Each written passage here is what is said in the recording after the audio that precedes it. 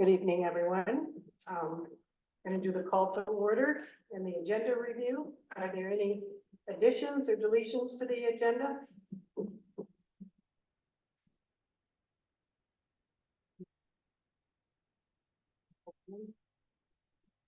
Okay, seeing none. We need a motion. Right? No motion for doing that. Okay, so, all right, privilege of the floor. There you have 3 minutes. If you want your comments to be in writing, you need to do it in the public meeting. So is there anyone for privilege of the floor?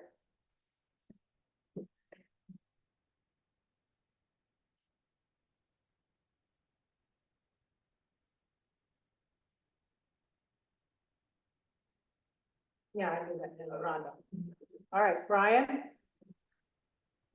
Oh, I just unmuted Rhonda because it looked like she. Oh, I didn't see I think Brian was up first, but. I just want to say quickly that I'd like my email comments to be submitted for the record. Thank you. Yeah, yeah. Okay, thank you, Rhonda. And Brian, you have a hand up, or is it the town's autopilot? It's just that little. Oh, so that, not something, so nobody else has their hand up. That does, okay. Ted? Thanks. I'm a little bit hesitant to raise this question mostly because I don't have a lot of personal information about it. I'm not a farmer, but I'm looking at one of these applications and I see both in the applicant's material and in Greg's staff memo, words that say that this is a very environmentally sensitive area.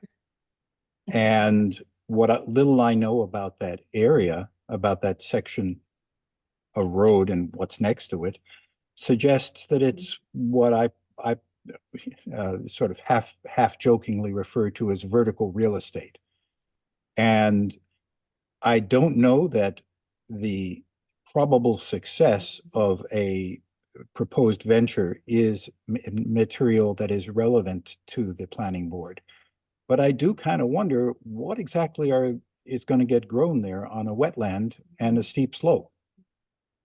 And if so, is the proposed use reasonable? Other than that, I think the only thing that you really have to determine is whether it meets the rules. And that's, I don't need to comment on that. I think Greg's coverage, staff memo said quite a bit. Thank you.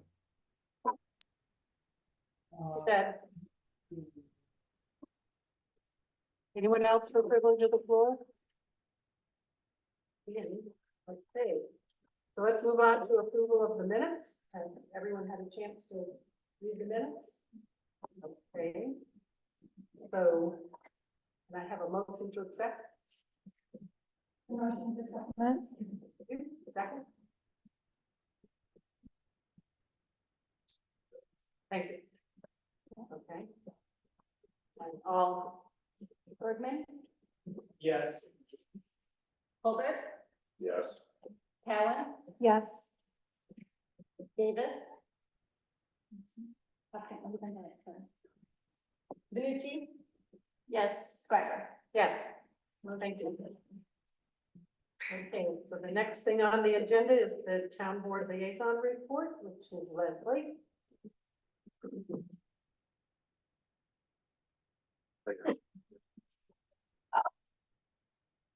Keep it short, like I always say. And you've probably heard some of these things before. But the town board's getting ready to, for new email and hopefully refurbishing the website and the newsletter. Please feel free to give feedback and ideas to the town clerk, who will likely be involved in all of those efforts. I mean, it's, whatever makes it easier to use, or not easier to use. Even you know, headings, things, take a look and see what you wished was different. Another thing that, the town board will also be, starting to look at, the issue of organizational relationships between groups, boards, and committees. Just with the goal of being to enhance the clarity, of roles and relationships to each other and to others. So that's, you know, hopefully the planning board will be participating in that too. I hope everybody's making use of the Alana, the store. Have you all been in there? I hope. Ex-planning board member, Alana, it's a great asset. And I just hope it continues. So get in there and shop. Thanks, Leslie. Okay, moving on to the first development review that we have. What up? So the first one for tonight is a subdivision proposal for 140 Updike Road. And Abigail Clearly and Jefferson Coleman. Welcome. So they are proposing to subdivide their just under 50-acre lot into about 2 equal parcels. I can pull up the plat.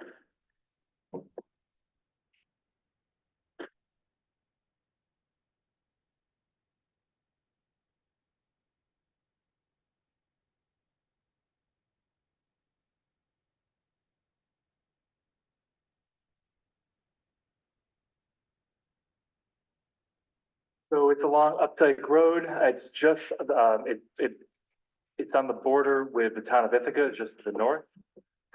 Updike Road is a dirt, sort of minimally maintained road. Lots of various easements through there. The east side of the road is very steep and it goes down to an intermittent stream. And there's existing houses and structures on the west side of the road. And there was a comment about from Rhonda Roaring, who spoke just before about to have her comments submitted into the record. And some of those comments were about, you know, where the structures are permitted on site. And so I did went back in the town archives today. So it looks like all the dwelling units were approved by the town of Danby between the period of 1969 and 1986. As for the other structures on site, there was nothing in the files. So that's just a little bit of information there. The lean-to in the sheds, and you know, maybe if the owners can speak to them about when they were maybe, you know. It's unclear. Yeah, it's so what I would have to see is I would have to look through, you know, a little more closely into the subdivision regulations about if certain, you know, there needs to be an inspection of those buildings prior to subdivision approval. I don't believe Danby has that, but some places typically more urban. If you're going through an approval such as a subdivision, you might need to have, you know, to have sort of unpermitted buildings becoming permitted. I don't believe that Danby has that, but I can double check. And just to be clear, the board is not, so there's no public hearing on this subdivision that was tonight. Hello. And so the board's not planning to take action tonight, or not prepared to take action tonight. So that can certainly be something that can be had in between meetings. But certainly the owners, and if you wouldn't mind, we have it's odd acoustics in here, so you'll have to come up and speak into the mic. Just because of the way the acoustic works. Sure. Just to clarify, so I'm Abby here, it's my brother Jeff. We inherited this property from my father, Gould Coleman, who was the one who built everything and developed that property, and it's never been sold since he bought it. So when my father passed on, my husband and I sold our land, our house in Portland and moved here and made it our primary residence. My brother was already living there. We simply, for legal purposes and financial purposes, are splitting the property in two. My dad never got around to it. All of the structures on there have been there for a long time. It's mostly lean-tos, anything else would be sheds. There is a yurt that was done in coordination with the Ithaca City School District and the alternative school, which is now known as the Layman. Right, it's not really in use anymore. It's just on the property. And so it's pretty simple. We're just dividing the property that we inherited from our dad because it's our primary residence now. And I can answer any questions if you have them about the property. Or just Is in the depth. yurt what's on the map as a cabin, because it's round? Yes. Because they might be the same thing. Round cabin, it's okay. Pretty much the same. Yeah. Yeah. Just out of curiosity, what does the gravel go? Why does it cost the property? Is it for? Make sure to turn your microphone on. Oh, my dad, he loved to keep doing things on his property, and he built all the roads there for just to access different parts of the property, especially as he got older and, you know, to drive his tractors around and. That road in particular goes up to the yard. Okay. So the kids could get out there using it. They don't really use it anymore. Followed it. Scott, just make sure to talk into a mic. I did get a chance to meet your dad several times, visit him at his house. He was a wonderful person. I just have one small bureaucratic thing that I should probably bring up just in case. When I looked at this property on my app, it had it had two lots, but they were on each side of the road. Now that may be just a function of the app. But I don't know if you want to double check that, because then you'd be dividing two lots. But We had it think it's a resurveyed, property and there. so it's one giant lot, and then we're You're dividing sure it that across it's the one road. lot? Yes, because we just had it resurveyed. I bet then apparently the app just said, well, there's a road there. Most apps often can't even locate us in the app, so it's not a Well, surprise. this is. Good to know. Yeah. You know, so it was probably a property and then the road went through. It was, Yeah. when our dad bought it in 1950. It was in the. It was like a little rutted path at that point. Yeah. And which got developed into, one lane dirt road now. Yeah. Yeah, so it's not common, but it isn't too uncommon, especially in a rural area where lots will be straddled across a road and they're just as part of the same parcel. And then they were there prior to the road being there. And once upon a time, it was a farm, and he bought it from, he and another person, the other part is in the town of Ithaca. That was back in the 50s, that's when it became his property, and the other part in Ithaca became somebody else's property.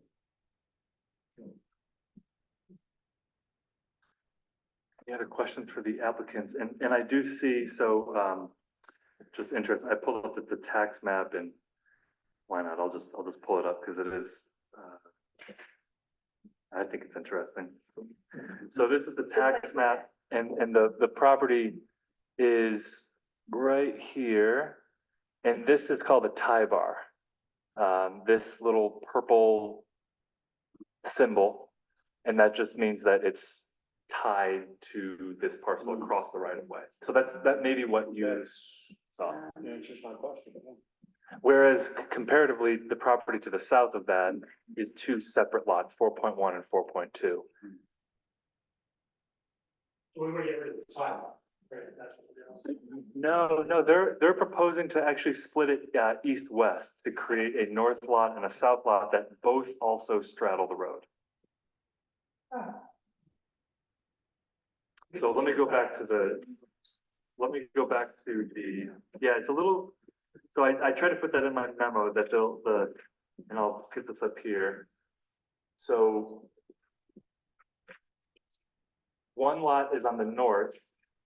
And my mouse goes slower than I'm moving it, so it's difficult to, but this one lot, parcel A, straddles the road. And then this southern lot also is 25-ish acres and straddles the road. okay. Well, makes sense why parcel is on, it's just a liberty one. Okay. I didn't see any other hands. Is there anyone from? Does anybody have any other questions for the applicants while they're standing right here? Thank you. So I guess, so then to clarify, under the zoning, they cannot further subdivide to build across the. So across the road, pretty much just mean, like a dwelling couldn't go across the road. Well, so there's a couple things in here. Subdivide. So this zone district is called rural one. It requires minimum of 10 acres. So The so- cer- They could, Yeah, so two, so right, so both over 10, yeah, so pretty sure. I'm trying to zoom in. Yeah, I know, I'm just waiting for him to finish. Yeah, Any other questions? It's super steep. Yeah. Flat up here. Yeah, it's that. So, yeah, no, we're just separating so that they're gonna have our properties divided, that's all.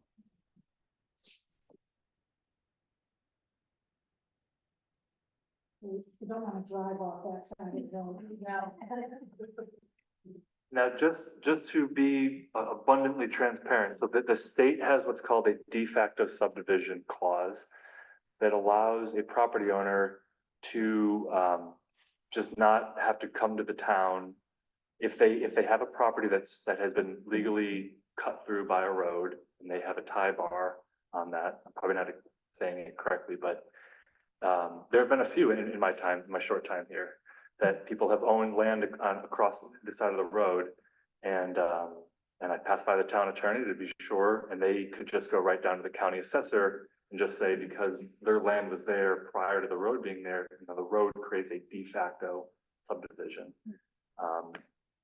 So there is a possibility, I mean, just to be very clear that the future owners of these two 25-acre lots could just, without having to come to the town, that they could split those other sides of the road. Now, to the town's benefit, they are still above 10 acres each, and they're very steep. So, I mean, if you drive up Updike, you're basically about to veer off the edge there. It'd be very difficult to be putting anything back there. But I just wanted to bring that point up as if there's a question about future subdivision, that they have the land area to do that, and they could come through the town if they wanted to be very transparent, but they also, they wouldn't need to.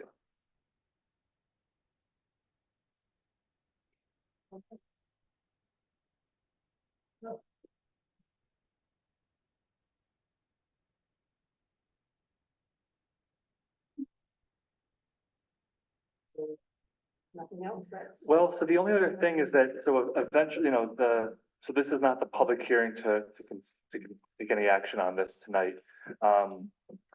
It is considered an unlisted action, so the board will have to determine environmental significance.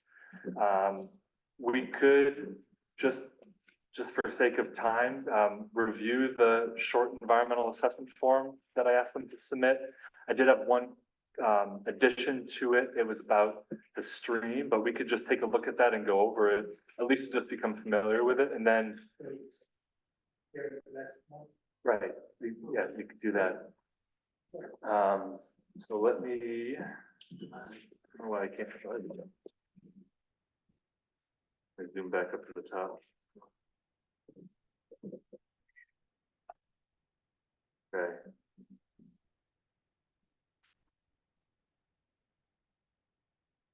So we'll just kind of go down this and if anybody wants me to slow down, just let me know, but, or do you want?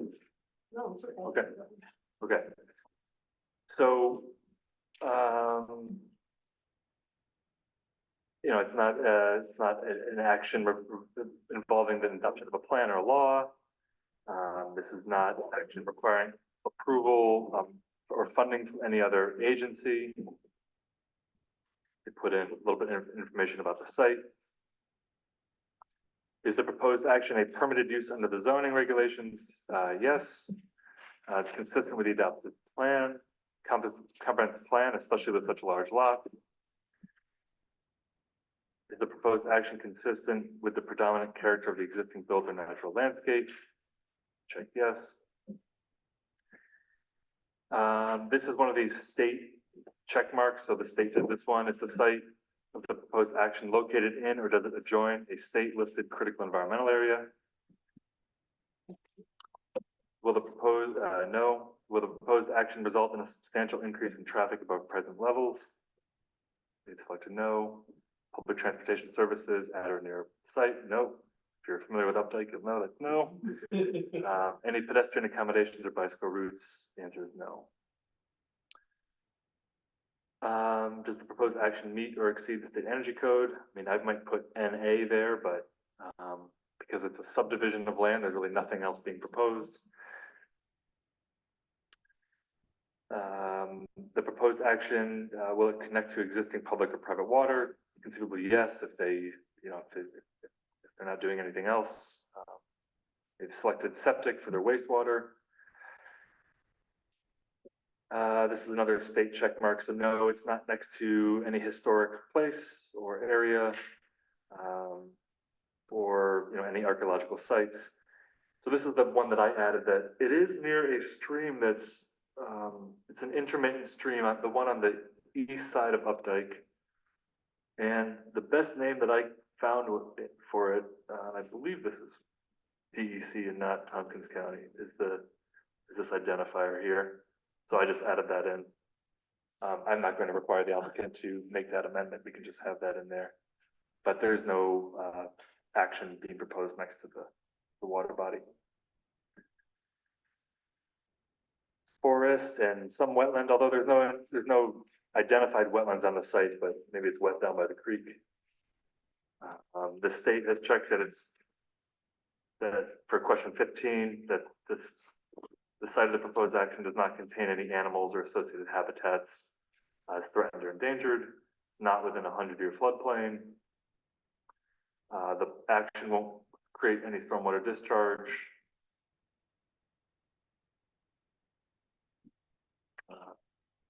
No impoundment of water. And it wasn't a solid waste management facility at one point in time. And there's no hazardous waste, subject to that. So that's just the preview. And so at the hearing, the board can kind of go through parts 2 and 3 of seeker, and then consider taking action on this proposal. We have yet to receive Tompkins County's referral for this. One thing that they're probably going to call out though is the intermittent stream buffer. So you'll see in my staff memo, I did put in some recommendations to add the 50-foot stream buffer on there, because I know that they could recommend it and the majority of the board could overrule it if the applicant doesn't do that. But the town board can also just require them to put that in there.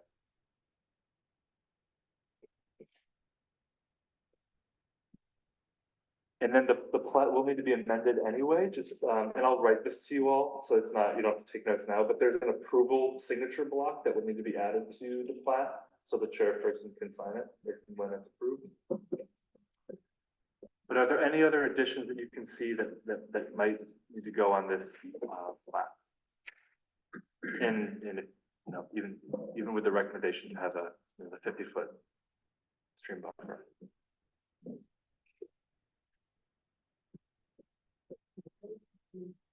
No.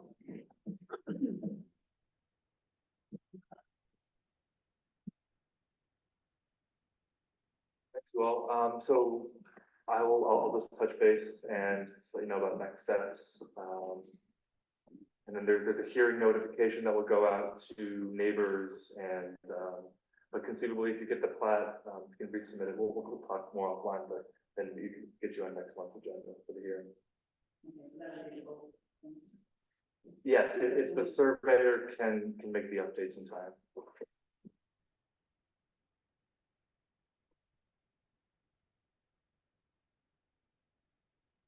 Thank you. Thank you.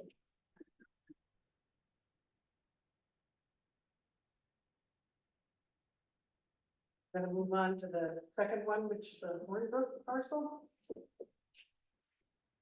Right, let me pull this up.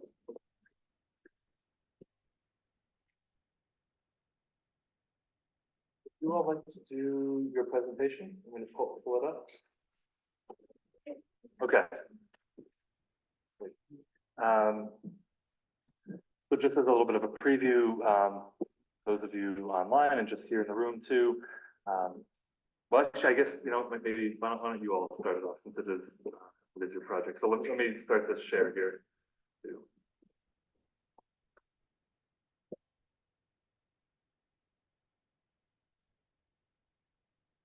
Well, first of all, thank you for the opportunity for us to present this project. My name is Mary Martin. I'm here from Woodham Planning Design Landscape Architecture. And we're doing the application for site plan review as well as the master planning. We have Alexander Marigold on Zoom, who's the project architect. And we have Krista Nunez here from Cuba International. And so I would just like to let her introduce herself and her organization for a moment. Thank you all for having me. I'm Krista Nunez and I run Cuba International, and we have a project called Quarter Acre for the People.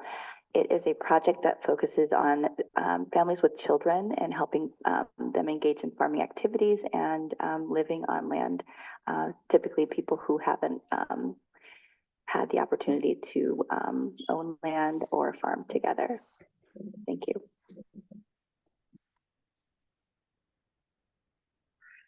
And we also have Scott Woodham here, principal of Woodham Planning Design. Okay, next slide. I'll just look at your. Sure. And so the project we're proposing is a two-family dwelling with a basement for agricultural use. And there will be some agricultural use on site. And thank you, Ted, for your question about the agricultural use. It's a good question. And so primarily the basement will be used for mushroom farming, and all the agricultural use will be very low impact, beehives, maybe some chickens, no ruminants stomping through the wetlands or anything like that. So it's all very in tune with this sensitive site. Next slide.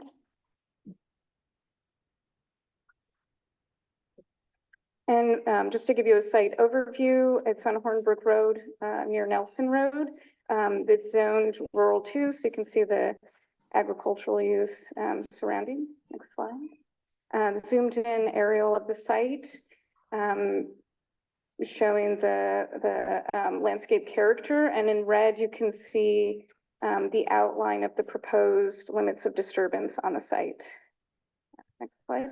So here's our layout for the building with a few bridges to the pedestrian path to navigate the steep slopes on the site that will connect to the parking and the driveway off of Hornbrook Road. And so I'll turn it over to Alex to discuss the building layout. Oh, can you hear me? Just the microphone check. Okay. So I guess we'll go from kind of up to, down to up. So this is a basement level. This is where the kind of aforementioned agricultural activity mostly will take place. The driveway will connect on the east side, on the kind of short end. I mean, the reason for the kind of for the skewing of this thing, and again, it's a pretty preliminary thing, but it's roughly trying to kind of fit within that existing footprint that we were able to locate, which is not too steep and far enough away from all the kind of natural areas. So this is like the kind of a very compact and sort of narrow slot for operation that we chose to basically propose a building on. If you move on to the next slide. So this is the kind of the level above, right? This is actually kind of the middle level. And this is, you can see, connected with these bridges. So that's a two-family residence. So you can see family A and family B kind of sitting on essentially the footprint of the basement. And you end up with this kind of wraparound open terrace. The idea is the orange thing in between is this common kitchen area. The idea is that these two families will have a kind of an interaction as part of their farming activity, but also part of their kind of communal living to some degree, right? So that's what that thing is for. The bridges will connect to the walkway off of the driveway. And if you go up to the third slide, so this is the kind of upper zone. You can see there's a kind of a larger family A and a smaller family B, and this is their kind of residential areas above. Separated by essentially kind of a firewall. So anyway, so the idea, like I said, is it's essentially this kind of a dumbbell plan. On the lower level, you have family A, family B, this kind of central zone connecting them, and up on top is just essentially this long residential zone, which, this is all very sort of schematic right now, and we're kind of dealing with this existing footprint and the idea that it's a very compact building, not to disturb sort of any more than we have to. But we're also starting to be very much inspired by the idea of the kind of longhouse, the idea of this sort of, again, compact, but sort of exciting dwelling. Anyway, so that's, as far as we've sort of progressed on this, like I said, let me just kind of reiterate the idea is that it's a very compact dwelling. It's a two-family residence, and it has this kind of upper residential, middle, essentially kind of living area, and then lower agricultural basement zone. So that's that. I'll turn it over to Mary. And so the reason that we're here tonight is because there's also a habitat corridor overlay. And so there is a sensitive nature to the site with steep slopes, a stream, and a wetland. You go to the next one and to the next one. And so here we're seeing the site restrictions with the wetland through the middle, steep slopes in red, and it's, can't really see the spring buffer on here. Go to the next one. Okay, so here we can see the wetland delineation, and the red is the area of site disturbance, which is under 1 acre for a 14-acre parcel. So that's about 2%. Sorry, the impervious cover will be about 2%. Here we're showing the wetland boundary, and so what you can see from here is that the boundary also corresponds to the tree line. And so what we've also seen on the site survey, where some of the trees have been surveyed in the area to be developed, where there were red oaks present near the edge of the limit of disturbance, which shows that indicates that is a hardwood forest and no longer wetland. Next slide. And so, as Alex stated, what we're proposing is a compact building footprint. We're not proposing any other auxiliary structures for agricultural use. Everything has been designed to be as close to the road as possible, with the allowing with the steep slopes. The driveway has been located on the east side, on the lower end of the road to reduce regrading to get down to the basement. So everything in the design has been, we're responding to the sensitive nature of the site, trying to limit the impacts as much as possible. Well, thank you. Just make sure to turn on your microphone. Oh. Yeah. A small point, but if you are thinking of having chickens, presumably if it's agricultural, semi-quasi-commercial or whatever, you might want to have a decent sized structure. Do you want to plan for that now? Would that be a good idea? Well, you're a chicken building, I don't know. You don't want to have 30 or 40. The chickens are mainly for family use, I think, so. Oh, okay, so it wouldn't be anything more than that? Yeah. Yeah, okay, well, we still might wanna, Yeah. yeah. Yeah, we'll take that. Just pick a spot for it, Mike. Yeah. Yeah. This is such a tricky lot, that's. No. Mhm. And I just wanted to add on I think to what Scott is getting at is that, so right, because this proposal has to go through or is in the habitat corridor overlay, it triggers site plan review. So, and I should have said that sort of upfront too. So typically a duplex and farm uses are permitted principal uses in this zone district. They would just come to Steve and I, and we would review their building permit, stormwater, and we would do that in-house. Because this is in Danby's habitat corridor overlay, it has to come before the planning board. But what Scott is bringing up too is that if this habitat corridor overlay states that any new impervious surface has to go through site plan. Now, so just thinking about other structures that might be on the site would be a good idea to add, just sort of have it be included.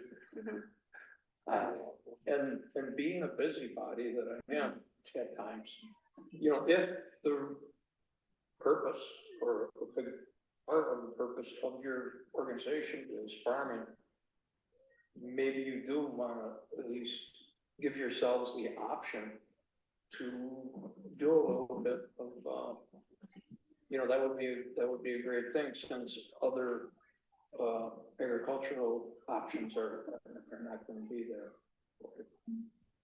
And everybody loves fresh. I know, because we have chickens.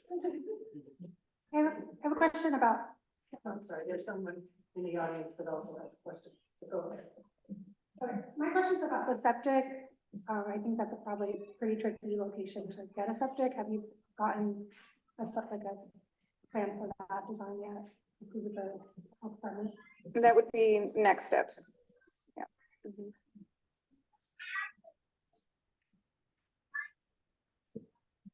So you have a question? Yeah, that's like the question is, we're in the community farm. Yeah, you can come to the mic.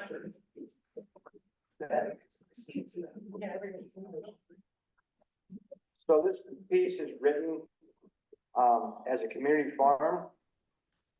I guess it's kind of hard to comprehend if you're gonna advertise as a community farm, but you're saying we're not gonna have any outpost building. One question's already answered. Your leach fields for a septic. I don't know if anybody's been around Fort Road, been around, it's also very, very steep. If you look at it, not only what might be labeled as natural wetland, it's very marshy on both sides of it, even what might not be in your habitat corridor. This proposal for where this property is going is also directly upstream from a multi-generational farm that's pulled water for their cows for 3 generations, at least that I know of.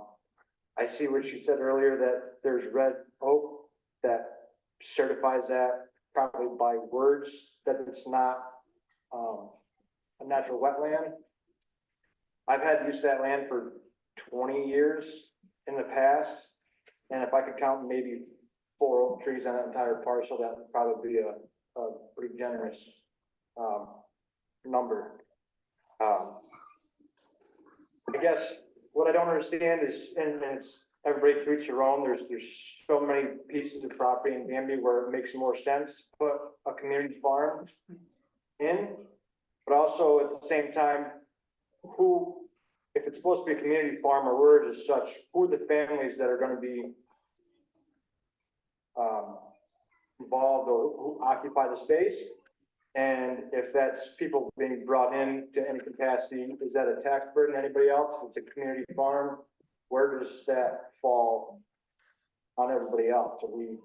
Is there a tax break that's given towards it? Is there, I guess I don't understand who is gonna occupy a community farm moving forward. Is it people get moved in and if they try it out for you said you're at kids from the city or kids from wherever who's not familiar with farming services, how long do they stay there before they say, okay, I've experienced this, I've had enough. It's not for everybody. I've milked cows my entire life. And it's not for everybody, but so we find the most inopportune area to put a farm and duplex in. And I understand and respect the fact we're trying to keep it away from the center of that goalie. The main reason it doesn't make sense to have it there versus runoff. A watershed's pretty basic and simple. Leach field for your septic, all runs downhill. That's above stream to a multiple family that's been here for a very, very long time. And I don't think that's fair. I don't think it's worded properly. And it's just not, I understand when you buy something, you can't make claims to it, but it makes almost no sense to try and force a building in there because you can, or you can drag somebody through the town meetings long enough, they lose interest and realize it's a lost fight. So I don't know if there's answers to that. I don't know if that's later in meetings moving forward. I don't know how that all goes. I know there's quite a few people in the community that are worried about it. They don't want to be, shunned from the community because we're all environmentalists to some extent, but it's not an easy thing everybody can do on a Tuesday night. I mean, we all work jobs, multiple jobs to afford. Danby's not the cheapest place to live. So it's not like it's something that everybody can make a big long draw out to fight for, because at the end of the day, it kind of seems like if Danby wants it bad enough, it's gonna happen whether you show up continuous or not. So I don't know if that's something we talk now or in a month when we get better proposals about septic and health department and environmental impact surveys, and it seems like that's the least that we could do before we even put a sketch plan on the property. Right, so I'll address that, thanks. So just typically though, in the future, either I would put all that in writing, have it as part of the record. Okay. Also during the privilege of the floor, that's usually when the, Okay. but This is all Danby, what we- I just- yeah, I get Danby planning board is Yeah. pretty lenient with Don't public worry. comments, Yeah. it's a fluid process. Yeah, it's okay. It's my first time. I get the newsletter, I read all this, and it's just kind of one that you drive by every day. It's like, I don't know anybody that really think that's a place we should put an operational farm for whatever reason, but. Right, at some point, would this have a public hearing too? Yeah, so it's a good, so, the board, when the board decides to take action, whether to approve or deny, there will be a public hearing, there'll be a notification to neighbors, and everything for that. And so, yeah, this first step is the sketch plan review, and it's exactly that, it's a sketch. Now with planning and design firm like Whittam, they're putting together a pretty comprehensive package for the board to review at the sketch plan. Oftentimes people draw on the back of napkins of what they want to do at a sketch plan. So there's still a lot of environmental review that will have to be considered here. And we'll probably discuss that here shortly, as well as stormwater mitigation. So. Very good.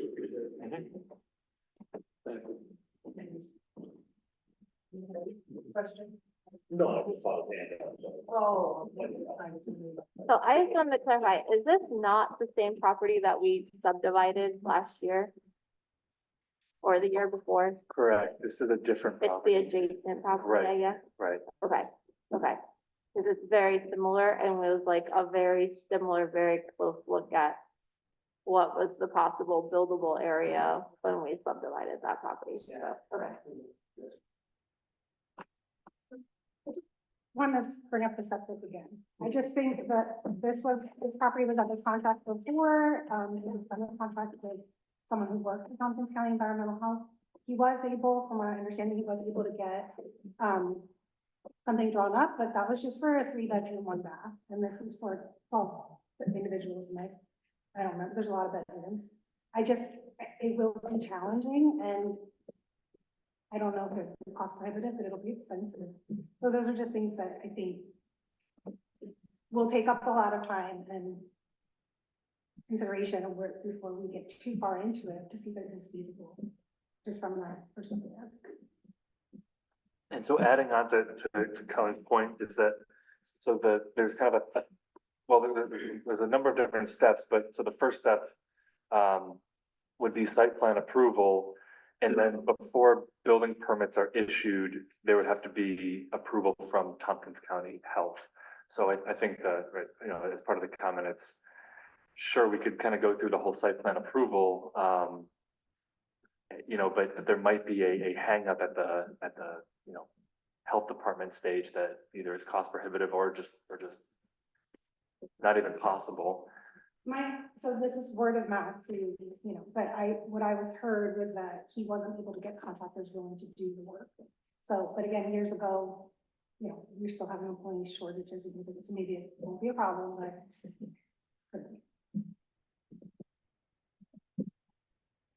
Just, would you grant planning board members permission to walk the property? Of course, Yeah, I let Greg know.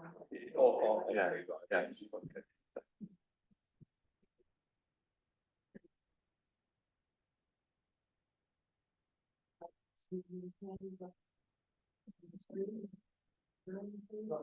It's not open right now, yeah. Right, moving on. You need to do the seeker or. Right, so, I do have more. yeah, no. Okay, so Yeah. again, the driveway, is that planned to be asphalt or is that gonna be gravel? That'll just affect the stormwater. Yeah, that's to be determined, but, my understanding too with gravel is it depends on the jurisdiction and whether that's considered impervious or not, but really both are impervious surfaces and are being factored into the calculations of impervious surface, so, And then are there 10 parking spots? yes. Oh, parking spots. Okay. Yeah, so nothing would prevent that, but the amount of parking, it's just parking if it was in the required front yard area. And, because it's The walk, right? of course, Yeah. yeah. And on that, and so on the water part, so in my staff memo, I brought up, there's going to have to be a stormwater pollution prevention plan with this. And there's 3 different sort of size thresholds for these plans, a simple one, a basic one, and a full SWIP. So with a simple one might be somebody just putting up a house. But with this, with this size of a structure of being over a 5,000 square footprint and being so close to the Actually, city. sorry, if I may, sorry to interrupt, I may have forgotten to say, but it's, we're just over 4,000 square feet. It's 4,038 square feet footprint. Okay. My apology. Yeah, I think, maybe just amend that on the next submittal. I think it says 5,120. Neither I would consider compact, which is described as compact. Yeah. My recommendation is for a basic stormwater pollution prevention plan, and I can go over more of that in detail at subsequent meetings, but really I think the biggest thing would be to phase some of this development, to phase some of the stormwater controls for maybe, adding putting stormwater controls down for the driveway and the parking area. And then, if and when the building is going in, then having stormwater controls for that.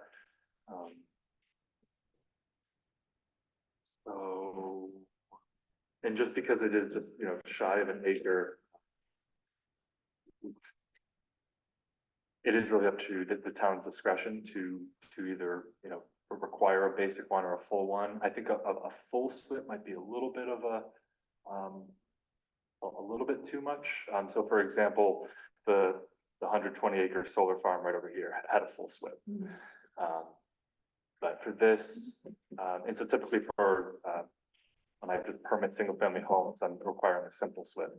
This is a little bit in between, or it's a little, you know, it's because it's very close to sensitive resources, steep slope, just that has a very high potential for impacting, the tributary to Buttermilk Creek, neighboring properties. Yeah. Was their choice to submit a full environmental assessment themselves, if you didn't require it's full. Oh, that's it. Oh, that's the, Yeah. okay, yeah, so that's the full environmental assessment form. But this is more than we typically see for an application, right, for like a house. Right, yeah, for a house, you wouldn't even see one. Yeah. Right, so either there's a short environmental assessment form, which you just saw for the subdivision before, or a full environmental assessment form. It's at the discretion of the zoning officer which one to require. Okay. I just felt that with this one, it's worthwhile to have a full environmental assessment form. I do have comments on that form. We could go over that tonight if we feel there's, you know, enough time to do that. Well, I wanted just to end on, you know, just the stormwater that, you know, requiring a basic stormwater pollution prevention plan might be appropriate for this development. So we can ask them to prepare one for the next time, or at least before final approval. Sure.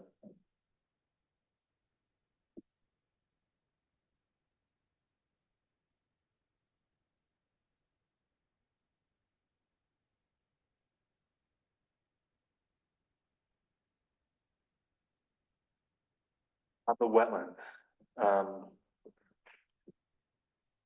so their map is showing the outline of the wetlands that were delineated in 2012 by the Tompkins County Water Resources Council. So those are not the boundaries of the federal wetlands, but the federal wetlands are more of just a broad brush pass at it. Probably Tompkins County's wetlands are a little bit closer. Because the federal wetlands do show up in over 4 acres of the site, my recommendation is that they do have a wetland delineation to be absolutely sure that they are staying out of that. Is there any discussion on that?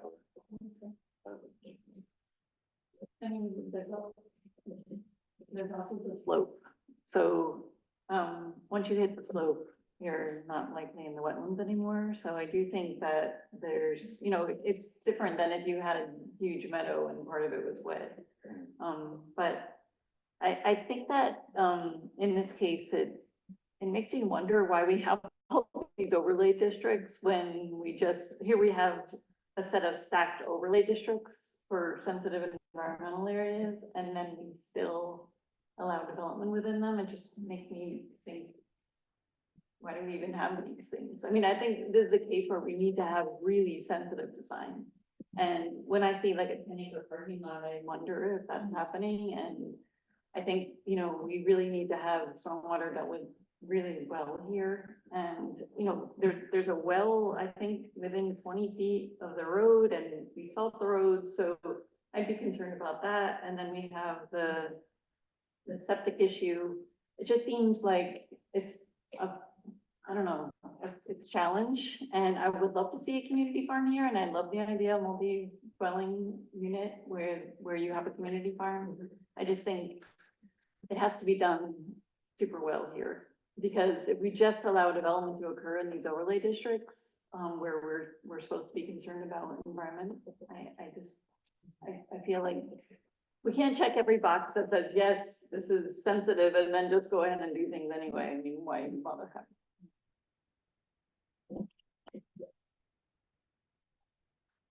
I mean, it seems like the property is like that to have a nice 1-bedroom studio cabin, and we're trying to put a 12-bedroom and parking lot property on the site. And like, I feel for like buying a piece of property and then being told like, you did not pick the most ideal property for what you're trying to do, and therefore it's, you know, but I think your point is well taken.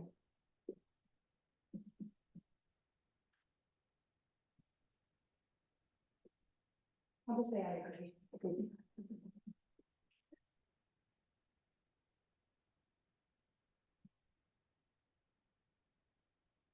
Yeah, I mean, I'll just add that the board is, you know, you all have done, you know, this before, I think, in some of these overlays, that, you know, you're absolutely right, that what is the point of these districts and going through that whole zoning update and, you know, working with the community, with the town, there was consensus and the board passed it to, you know, protect these and have a higher level of review.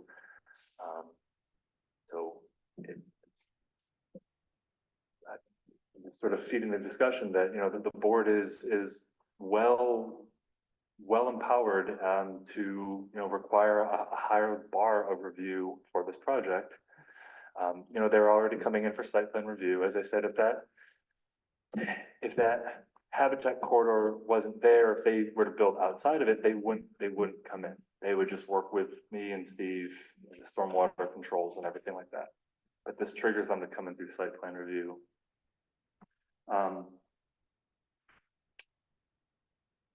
So, and there might not be as actual, so I got a late in the day email from our town attorney. I wanted to be sure about, what I had suggested was the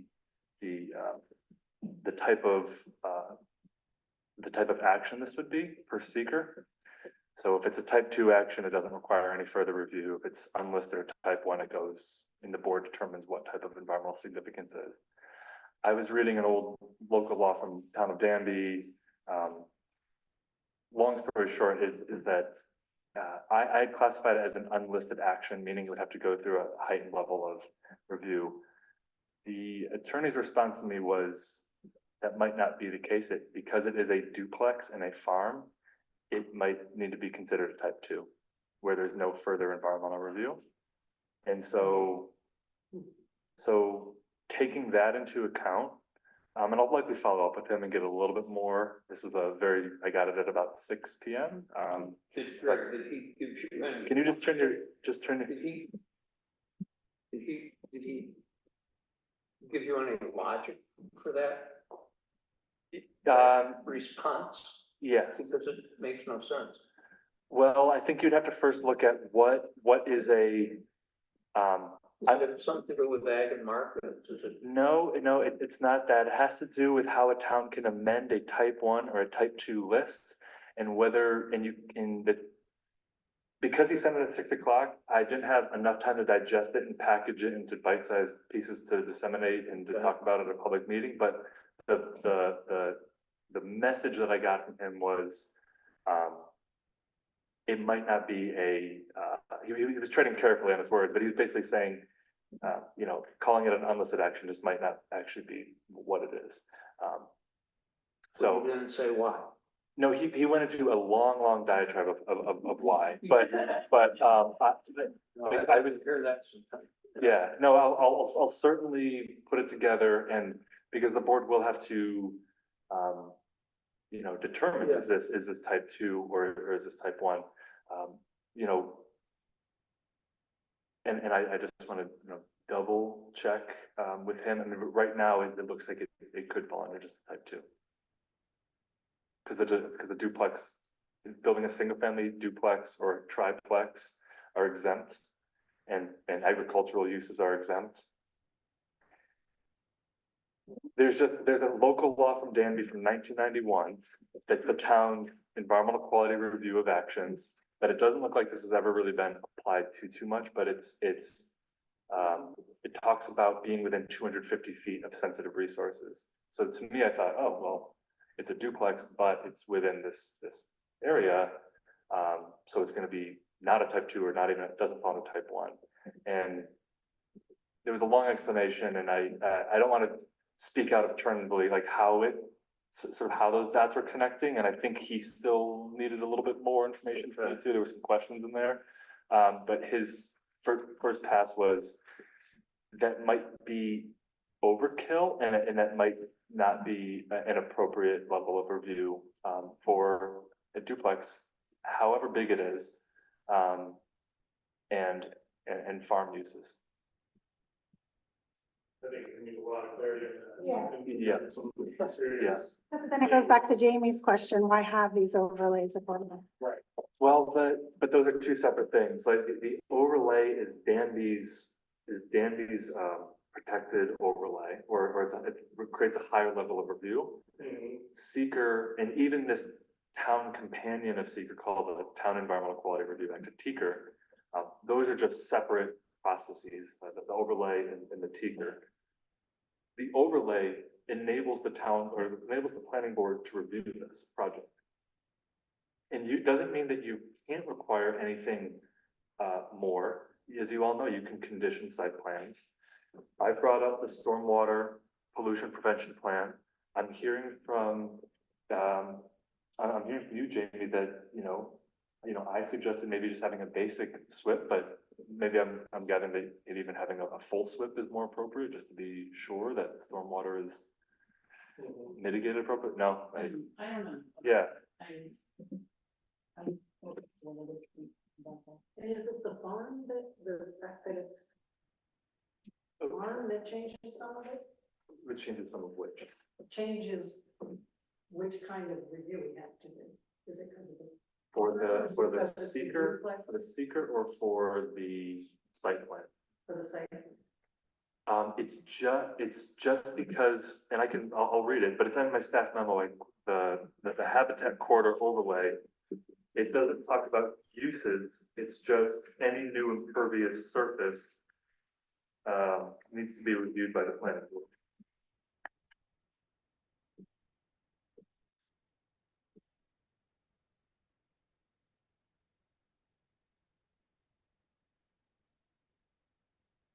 And to be clear, there is also riparian buffer overlay district and aquifer high vulnerability overlay, but they're not touching or impacting those overlays. It's just a habitat corridor overlay. So within the habitat corridor overlay district, no new impervious surface may be added or constructed without site plan review and approval by the planning board, with a goal of minimizing and mitigating new impervious surface to the greatest extent possible. Site plan review should encourage the minimization of any barriers to plant and animal movement within the corridor, including widening areas of human impact, fencing, and other barriers. In sum, it's just, you all get a chance, if there's any impervious surface in this overlay, it goes to the planning board. And on doing that, you all can, you all can condition site plan, you can ask for things that are, within reason about this proposal, because of the steep slopes. And so in my mind, I'm thinking that the stormwater during construction and post-construction are going to be the biggest things, because they're so close to the wetlands and the water. And that's why I think it's worth it to have a full wetland delineation. Is it reasonable to ask that they have an approved septic? Why? That's not. I don't see why not. Yeah, It's gotta happen anyway. It's gotta happen anyway. I wanted to speak to that same point, because it's somewhat of a catch-22. We can't, as it was set up, the health department wasn't gonna come in until we approved the site plan, but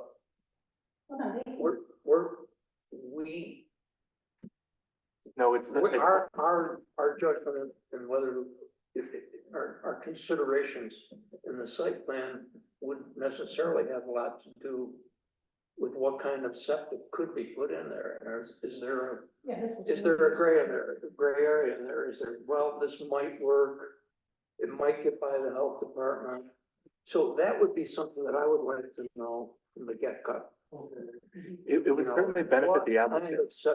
Who can come in and say, we can put in this septic and this will be pretty good. It'll probably be okay, you know, given yada, yada, yada. Or we can do this or this, and then you would know that as well. You know, well, we just can't afford, you know, perhaps, we just can't afford to put in what is needed there. So to me, that seems like a starting point. Along with the stormwater. This, can we hear from this gentleman? What is that? One more good thing about how we do before. I think we're. Yeah, I didn't say. Scott, just a note that the chair does, yeah, the chair is running the meetings. Oh, I'm sorry, Jody, I should ask you. Well, and I did this before. Oops. But this is our time to talk about. Yeah. Sure, I just had one question on it, I can go back and after that, either one's fine. My concern is, we're calling it a farm, but we've also said that there's no outpost. I have a chicken coop in my house, and I have a small garden, it doesn't make me a farm. I don't have enough expenditures or profits to become a farm. So which way you call for the review, should it be based on whether it's a farm or not? If we don't, we've been told it's gonna be a chicken coop and mushrooms in the basement. That's not what's labeled as a farm. You need a vast amount of expenditures and profits to maintain a farm credit. And you can go to in 3 years, if you don't have that expenditure, you lose your farm discount, your tax rates as such. I don't see spending $10,000, $20,000, $30,000 expenditures for some chickens and a chicken coop and mushrooms in your basement. Not that maybe there's a business plan that's centralized, but if we're trying to decide which kind of review we're gonna get, it shouldn't be based off we're a farm. You know, you're a hobbyist, it's a chicken coop and some mushrooms in the basement. Ag and Mark, Ag and Markets has specific parameters for that we'll have to look at. Yeah, and it's not really, And the regular farm line. It's not been, relevant. it's not even relevant because it's not, yeah. I mean, it'd be relevant to see if they are going to add structures, it'd be relevant to see those now. Because Right. the site, plan, but their use isn't. for site. Yeah, it doesn't, even if they're not planning to be yeah, even if they don't plan to farm anything, that's for profit, it's just for their community members to, yeah, just, I mean, Well, Greg, but you said that Guy, the attorney, had mentioned that. Those are permitted by There the might be- site. no, but it has nothing, yeah, there's a lot of things that tease apart in some of these discussions, but it has nothing to do with a farm use. It's just what I was citing about this old law, was a duplex within 250 feet of a locally designated or a state or federal designated sensitive area. Okay. Yeah, so it wasn't about the farm use. So even if the mission changes and it's, we don't want to operate a farm, it wouldn't affect the review here. I think in terms of really careful review in line with like this book and everything else, I think a really careful grading plan and probably a building section would also be very important to have for the final review.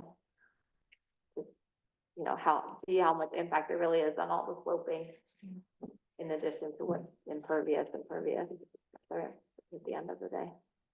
So to see it from, to see actual renderings of the building from the street. No grading, sorry, site grading. And then you said sections. Oh, and just like a building section, just to see like, are you digging the entire basement? Is the whole basement gonna be buried in the ground? Is it gonna be, partially above ground, partially below ground? Exactly what kind of definition of basement are we talking about? We can answer the building sections, renderings, just getting an idea of kind of what it looks like in the grade building.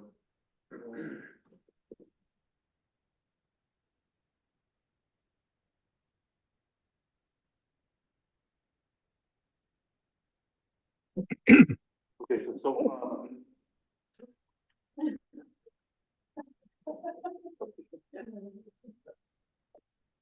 I just wanted to, I just wanted to, yeah, just, so there's a few outstanding things and this will, you know, might take a couple. And just so, you know, the applicant's aware, there might be a couple meetings, to kind of go through this process here too. But what I have done really is just adding all the structures on the site plan that you intend to have. We're gonna figure out the type of seeker. As I said, I thought coming to this meeting, it was one type and that maybe it's a different one. Showing the grading plan, but also, just the grading of the site, even as just in a section, so you can see what the building looks like. On the slope, maybe from the north, from the east and the west, almost kind of can see, just because of the road goes east-west, to see it, and that's the slope going from south to north. And then the stormwater pollution prevention plan, you know, I'd like to, you know, settle on which ones required so they can work on that one. But I think it's at very least a basic SWIP, so we can see a little bit more of a phased approach to the stormwater controls. Right, so, and the septic. Yeah. And wetland delineation or? Yes, wetland delineation.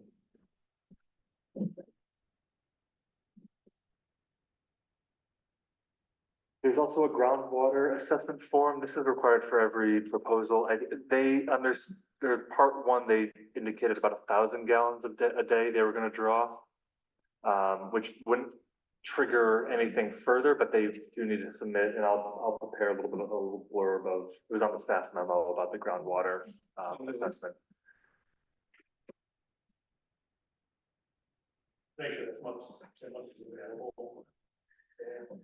Well, it's essentially there's a threshold for I want to say it's 4,000 gallons a day.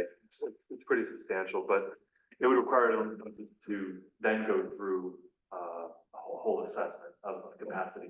But if it's under that 4,000, that's it. They just sort of declare that's what they're doing. And I can well since we're on that, let me just want to make sure with this review, especially, it's good to kind of just slow this down. So we can just sort of talk it all in, but.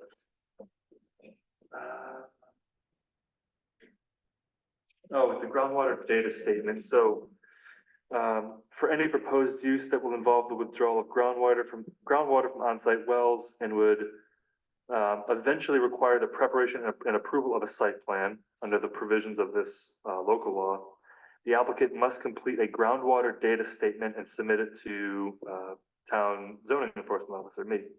So such an application must contain the following information: projected average daily water demand from existing and proposed on-site wells. As I said, the part one seeker indicated 1,000 gallons. Calculations for estimating the average daily water demand must be included and be based upon established design standards and upon the maximum projected use averaged in any consecutive 30-day period.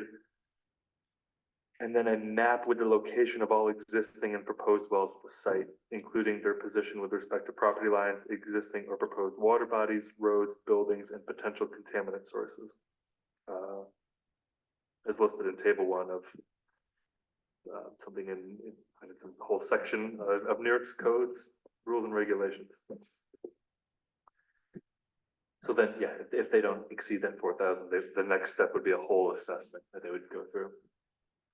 So there's a number of like bedrooms and stuff determined, like usually you talked about percentages of the number of people that would be living there. That makes a difference when they're calculating it. I mean, is the state set it up so that for every bedroom, for every I have X amount of gallons? Yeah, it's not, it's probably not at the state level, but, and probably the applicant can speak more to that about how they put that together. But there's usually an average, you know, a single family home might, produce or draw an average of a range of gallons. But yeah, do you want to comment on how you all came up with 1,000 gallons a day? I'll let Alex.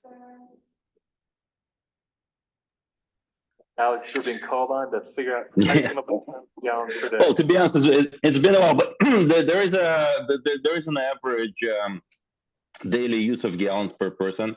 So we just basically extrapolate from that. So it's not a number that came from, you know, from some thin air. It's actually based on the average use. And that take into, like, I don't know if mushrooms are like water intensive. I've never grown a mushroom and got out of a cardboard box, but. So Mushrooms like darkness. Okay, it just in terms of like other uses on the property, just making sure that that's considered when doing the number, yeah. I don't think bees like get water. Yeah. Yes, no, this is so bad, because basement deep, and they don't be like, I mean, they could have like. I grow shiitakes at home and we put the logs in our pond, we shock them for 24 hours, then pull them out, and then stack them up.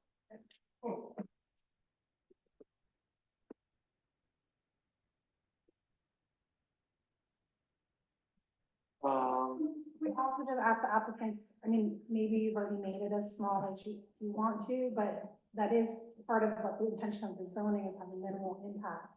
And so, like, you know, I already commented on 10 parking spaces seems to not match that, you know, so I think just keep thinking smaller.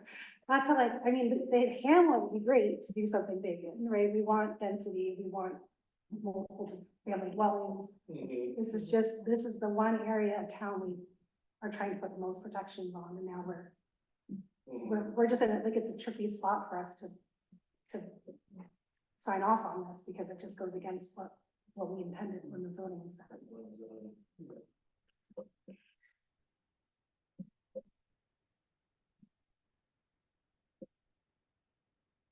Yeah, I mean, those are very, real concerns, and there's no number about how small to minimize it, right? It just says minimize it to the greatest extent possible. And yes, in many other areas of Danby, this could just be a by right approval. There would be no public hearing or notifications or anything. It would just be done through my office and Steve's. Yeah.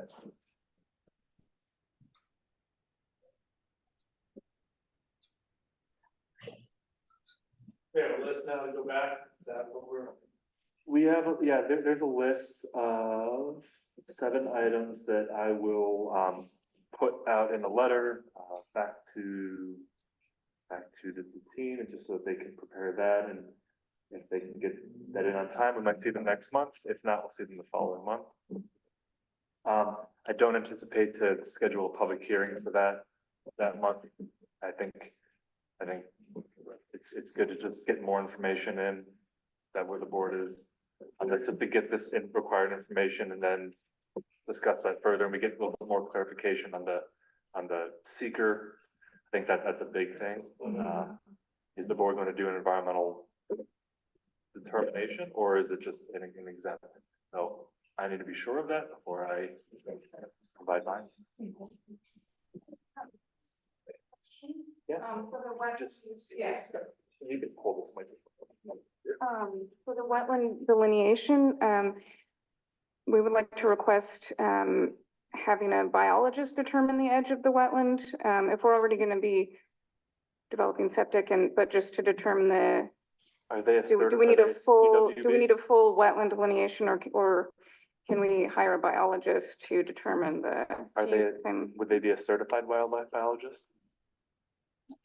I would have to check, but I mean, if that's That'd be just good. to reduce some of the potential costs for the applicant, since the wetland delineation will be tens of thousands of dollars Right. on top of everything else. So if we can determine that, you know, for you, determine the edge, but maybe in a little more cost effective way.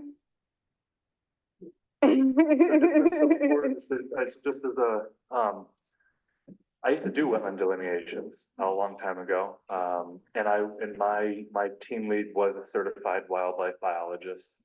We delineated wetland down in Pennsylvania, for a long time. And we submitted reports, to the Army Corps, and also to the Pennsylvania Environmental Agency, and they were accepted. So I would be okay with having a certified wildlife biologist to be delineating wetlands. They're trained to look at the soil and obviously the vegetation, and they can see presence of water. Ideally, if it's it's a quality biologist. But when you say that the edge, you're just thinking about the south edge of the wetland, Yeah, like not. requiring those edges around the area. Like, what is this one?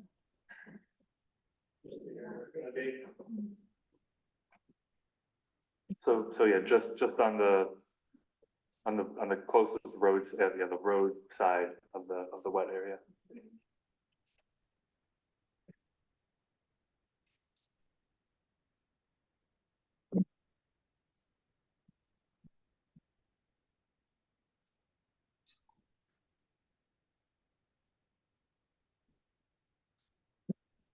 Anything else? Any other questions that you all have at this point? I mean, yeah.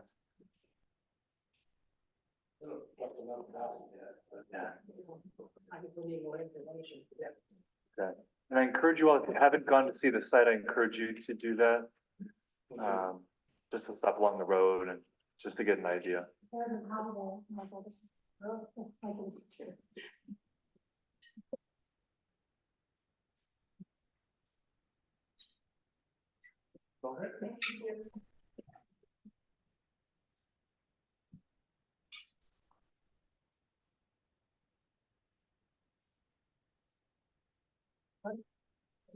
Never actually go. No. Yeah, it was not only all the way over this, marsh, This is clear.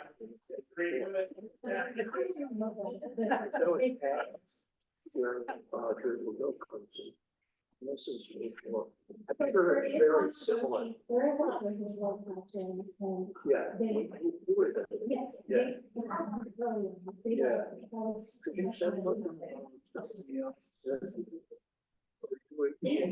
Yeah. I just wonder. They wanted to go to the other side of the street. So they kept coming back. He's given the system. And there's a report, he's brought this up. It's not, never been before we knew it.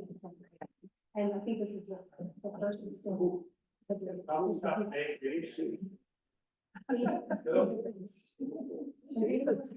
it. We did that. I'm saying, so he's asking the history of that parcel. I would So say we'll talk. they've been in front of David a number of times and he's reported to us. Your mic isn't on. The same, you're talking the history of this applicant, and they have presented themselves to David several times. And so he's reported to us that they, as far as my time, they're not had an application to be reviewed, but also my understanding is they were trying to, and I think this is what I was asking you before, I was confused. Before they were trying to go on the other side of the stream. And so this, I think, is revision where it's not, it's like a smaller, it's a duplex, it's not like it was before, and now it's on this side. So, but that's why it's familiar, that's why I called you today, but like, this is all familiar and do some digging. Okay, so I thought that was a different spot. Well, I actually, on that, I meant to say that, so the question about the parking spots, if you think of a farm, I mean, there might be, like think of a CSA, you might go pick up, there's a little parking lot. So I looked at it like that some of these are spots for the residences, and there are a lot of kids, or a few kids live there. Yeah, and then there's spots for people coming for farm days, for workshops. Yeah. Yeah, Right. yeah. If you, I mean, we can, there's a lot to think about here. And I think just seeing that, just if you think about it, especially if you go to the site, just thinking about what else could, not to kind of overbear them, but I mean, I think, yeah, absolutely to your point, it's just that that this is a very sensitive site. And when I met with them in January, I was very blunt with them and just said that the bar is very high here. That, you know, you're gonna put the town in an awkward position because this is a site that is very, very sensitive, and it'd be ideal for a conservation easement, essentially. To propose I'm sorry, a 4,000 square foot building, not a 5,000 square foot, is just a lot for that site. So I don't think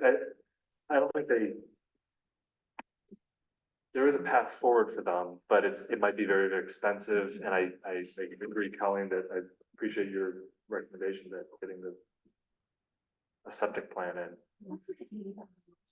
Easily. Right, right. I mean, we just did ours and it set up with 550 gallons. Yeah. We dug it out, got the rock, did all the labor, and it was almost 13,000 just rock. I'm not on about grade, and the soil that's there and the grade, just the equipment there. I mean, I understand what we're trying to do, and I'm not saying, look, you know, I like looking choppy as it is, as I drive by. But that's the most inopportune place to do what they're trying to do. I mean, that's okay if they can make it happen, but I said, it just seems like we're trying to hide behind the name of the farm, so we can not be challenged, so that we can, there's a reason they're trying to get everything they got on 1 acre. Because it's the only spot they can maybe get it close through. That's not what we're trying to do in Danby, everywhere else, we're talking about long stipulations, just. All right. Just if you, and we'll make sure that everyone talking to the mic, we got a comment from someone on Zoom asking for people to speak into the mic, so. Right, we turned on to the speaking. No, please turn them on. So. I was gonna say, I think it would just be best, like, if we knew like what we actually have to do at the next meeting and what we're able to do, if that makes sense. And so I think just like I know you have the letter from the lawyer and we're trying to figure out what kind of different reviews we need to do. And so I think just knowing, oh, it's too muffled. Is that what you're talking? I was like, what is she telling me? What? Guidance to do a site visit. Or, yeah. But yeah, just what kind of reviews do we have to do? And I guess in a way, like what rights we have for pushing back. So we can just leave it at that and figure it out next month. Well, do you mind if I just follow up on that? Well, as you know, with site plan review, the uses are allowed, but the town is allowed to mitigate the impacts of those uses. So to what degree, it has to be commensurate to the impact. But to that point, we can't say build a smaller well because of the site, right. can we? But that would mitigate the impact. If it was a 2,500 square foot dwelling versus a 5,000. Right, this is a good exercise of just, I will do, my end of the bargain and We just. set our boundaries. Yeah, let me figure out what the boundaries are. The whole secret thing kind of threw me for a loop. Because I was expecting the board was gonna jump into an environmental review, because to me, it makes sense that it should, and I read Danby's law and thought, well, this is how it's going to be, and I need to get a little bit more clarification. One other tiny thing I thought of that may or may not get added to that list is the whole thing is about the habitat corridor, and I don't know if we identified a specific habitat, if that makes any difference. Yeah. Like if it's a bird, if it's a salamander, if it's a deer, like what, I don't know if that has, I feel like we talked about that with a bird with a different one, and But I that was don't know. endangered, or is that on the list? Was that, But that was something in their Yeah. report, they listed 3 species. And, like I said, I was there today, there was an owl, like, there's just so many species, so it would be exhaustive probably to write a list, but. Okay, so there's more than 3. We should know that there's more than 3.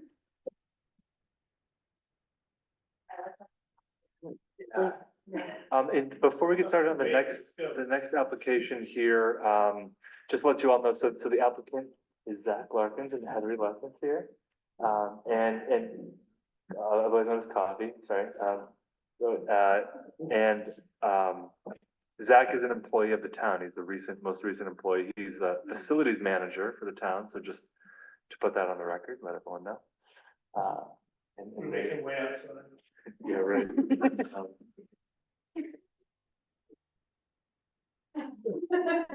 So. Okay. So we're gonna do the sketch plan review.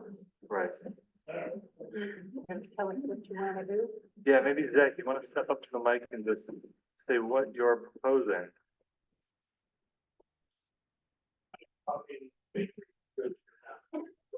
Single origin? We basically wanted to know what we were making, before he gives approval for the other thing. We don't have samples. And I'm real picky about. You gotta turn on the mic. You guys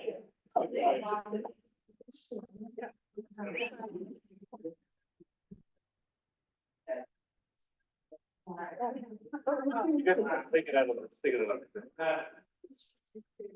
I know, I want to do my way. Can you pull up this? Like layout thing here. Okay. As we are right now, we're building this little guy. But, well, why we're here tonight is this will be where we start with the trailer, because we're trying to figure out if, you know, it's obviously a huge investment to build a building. And,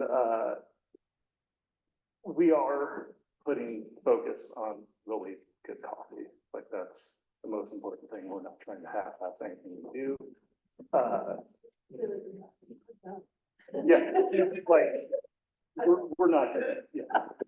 Up to here, horrible. Because I used to be in a hardcore band, so it's like, natural to, but, so yeah, it's not, and just starting out with the trailer, you know, to get into that, we have to have a commercial driveway from 96B, which is really a street. It will give us the corner. And has anyone been by there? I assume. So as it is right now, it is terraced slightly. It will, this, we're setting up with the trailer so we can exist with parking and still be open once we get to the point of building this. It's gonna be limited parking to start. It doesn't make sense to do anything beyond this until said coffee shop bakery exists. I don't know if that's another conversation for additional parking. With this, we are still debating if we want to have like a nice conditioned bathroom because, you know, it's on the road. And we actually, when we built our septic, it's large enough that I already talked to the health department since we just have the small home, that we can tie it in until we have the coffee shop. Right now with what Greg gave me to scope out the water amount for Danby, I believe even with this will be a 3-bedroom home and this will be a rental. At some point, this is the least important thing. And far down. Yeah, like many years out.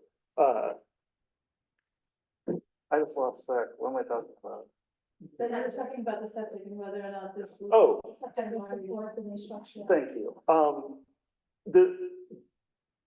There is space for the septic for this. We're kind of talking about seeing if either, we are in communications with these neighbors. They know what we're doing. We have not approached them yet. We're trying to see if we can do a flag lot, because that would allow for safe passage of a fire truck through. And the well does produce, I mean, thus far, it'd been a well that had been, The property had not been used since the early eighties. And when we were flushing out the well to do initial shock, you did, I took out 1,500 gallons in 2 days and it was no problems at all. you never know how long or what impact the future will be, but significantly at this point right now, it seems to not be too much of an impact upon it. The possibility of the coffee trailer. Essentially, it's the small 376, I'm not wearing my glasses, so I'm probably saying that wrong. 576. And then it's the trailer. And then if the trailer works, then we will do the brick and mortar. It is a bakery, but it will be a commercial kitchen. So going forward, that would be, There's a possibility that we could, it'd be nice to potentially do pop-ups. The bakers that are interested in running the bakery, one of them really wants to have a wood-fired oven, so we could do wood-fired pizza. And it also is a space that we would like to make a community space for. It's been discussed with the Danby Youth Council as like a space for people if, If they're D&D, so.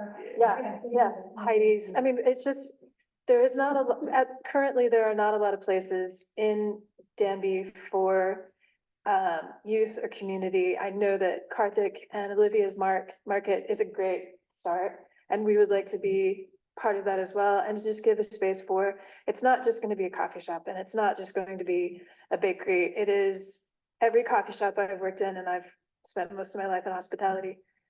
The ones that I think thrive and do really well take in the account of what their community is and what their community needs, but also has the ability to think forward about what it could be and what it wants.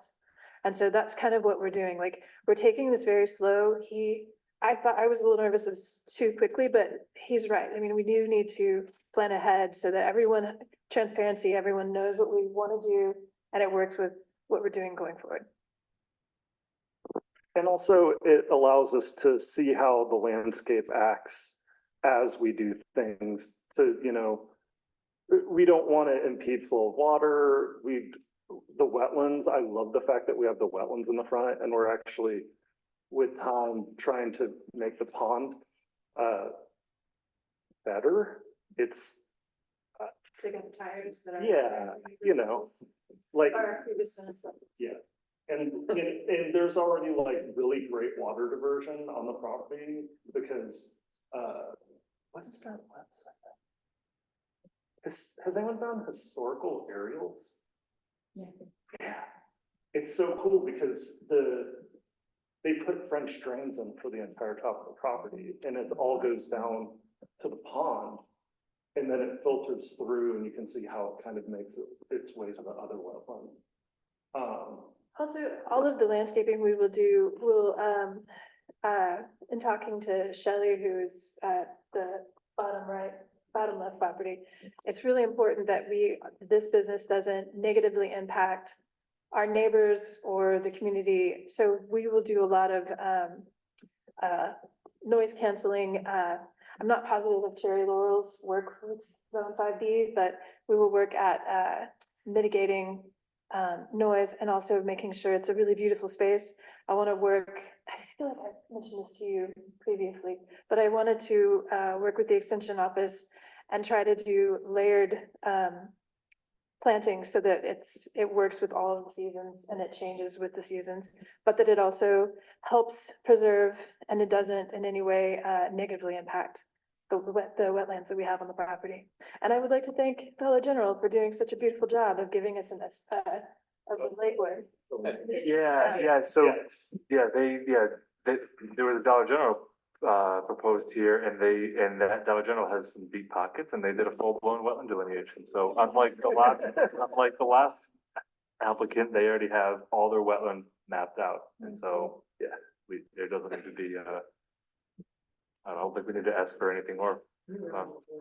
So do you want to know what the structures now look like once it exists? So I guess for me, so the first thing is gonna be the trailer, right? Is that gonna be like kind of walk up, drive up, or people actually gonna come in? Just walk up. Okay, Yeah. that's what I thought. So would the first step, like, as it's getting approved, well, the first thing we just approve is that, correct? 'Cause the building, you want to see how it goes, and then you'd come back about the building and the next building, right? So I mean, I'm glad that you're telling us everything that's coming. I think that's smart, and I like that. I guess I'm just also wondering kind of what order would we do, and what do we need to do, you know, like, instead of making go get all these different permits before they even need them, like, what's first steps for them? And- Yeah. No, that's good. And the impact of having a trailer there. Well, so the question is about just phase development. Oh, I'm just gonna stop my screen to it. What are we doing, right? Right. Yeah, so this is a little bit of, Zach has been coming in, we've been talking about this. In an ideal world, the planning board, reviews a site plan for all the phases of development. You get it all looked at, stormwater, everything, environmental, and then the applicant is done, they go away, and then they build it over 1 year, 2 years, 5 years, however long, and they just get it done. But it's often the case in a lot of,